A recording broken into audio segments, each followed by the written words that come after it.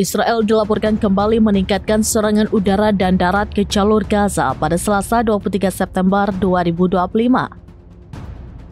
Sedikitnya 36 warga Palestina tewas ketika pasukan Israel menggempur kota Gaza. Sementara tank-tank mulai mendorong masuk ke wilayah padat penduduk, termasuk mendekati rumah sakit Al-Shifa. Bahkan bangunan tempat tinggal terus diratakan. Citra satelit menunjukkan kendaraan militer Israel memperketat kepungan di sekitar kota Gaza. Dikabarkan serangan juga menghantam warga sipil mengenai warga yang sedang mengantri air di kawasan Daraj. Selain itu, fasilitas medis tak luput dari sasaran. Sebuah pusat medis utama di kota Gaza dihancurkan, melukai tenaga medis. Warga melaporkan banyak keluarga terjebak di bawah reruntuhan namun sulit dijangkau karena tembakan artileri Israel.